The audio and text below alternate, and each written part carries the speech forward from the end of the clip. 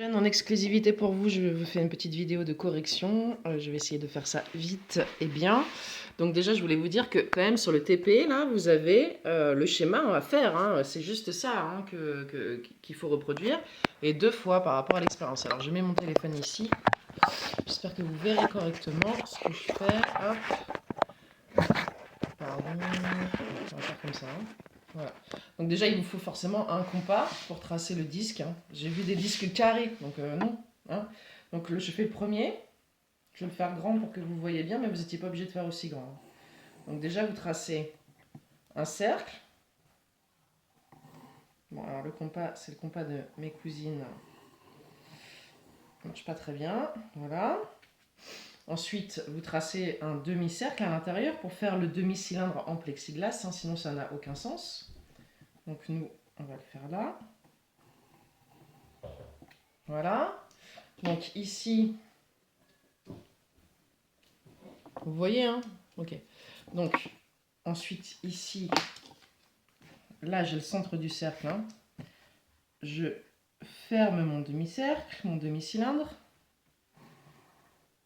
Voilà.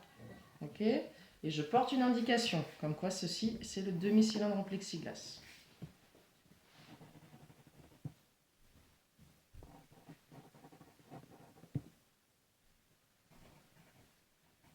Jusque-là, c'est comme sur le TP, hein, comme sur la feuille de TP. Ici, sur la feuille de TP, c'est indiqué également, hein, on avait placé le rapporteur avec des angles de 90-90. Et ici, donc à la perpendiculaire. Perpendiculaire, ça veut dire que j'utilise évidemment une équerre, merci. Hein.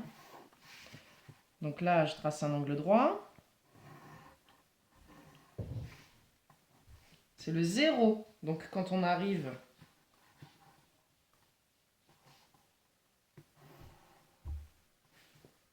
si on avait un rayon qui arrivait comme ça, un rayon de lumière qui arrivait comme ça, il arriverait avec un angle de 0. Bon, il se trouve que nous, notre rayon de lumière, donc je mets le 0 ici, hein. Vous voyez 0 ? On va le faire comme ça. Donc si vous voyez ici c'est 0, hein. Donc je le place, un rapporteur ça s'utilise en centrant, hein. C'est ici le centre hein, de notre affaire. Hein.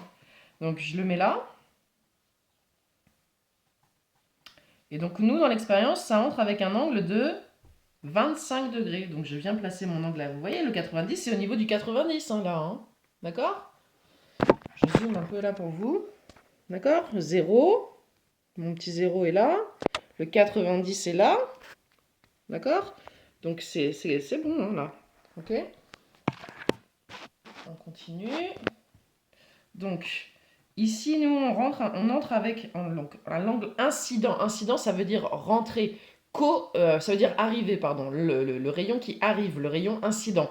Coïncidence, ça veut dire deux choses qui arrivent en même temps. C'est une coïncidence, c'est deux choses qui arrivent en même temps. Donc incident, ça veut dire qui arrive. Donc le rayon qui arrive, chez nous, il arrive par là, et il arrive à 25 degrés. Donc mon 25 est là. Hein. 25 degrés, c'est là chez moi.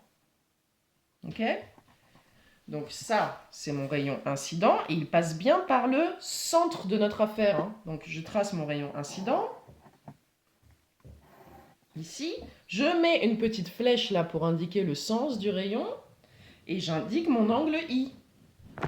Je zoome pour vous.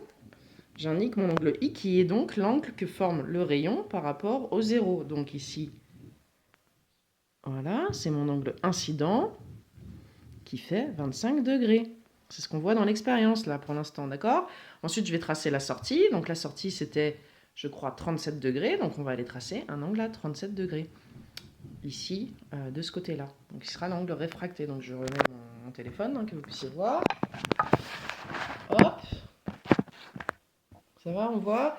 Et donc je viens faire un angle à 37 degrés ici. Donc je place correctement mon 0. Voilà. Mon 90. Ok. Vous voyez tout le monde là, le 0, le 90. Et je viens faire mon angle à 37. Donc c'est ici.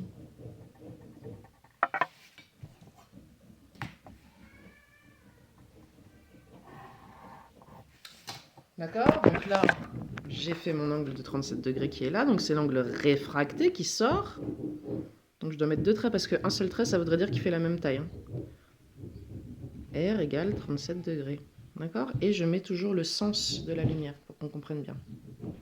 Donc là, la lumière, elle est dans le premier milieu, le milieu 1, qui est donc le plexiglas, donc qui a un indice de réfraction N1.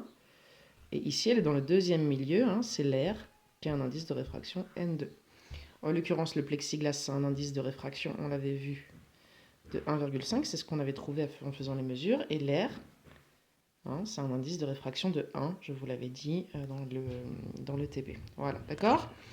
Donc, du coup, si on applique la loi de Descartes à cette expérience, ça nous dit que N1 sinus I1, I est égal à N2 sinus R. Donc, ça veut dire qu'il faut vérifier que 1,5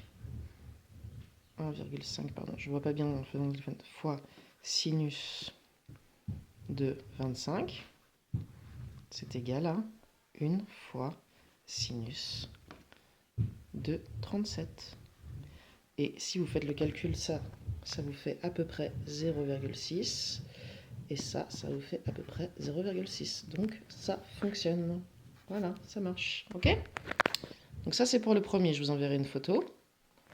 Bon, je vais faire le deuxième dans une autre vidéo.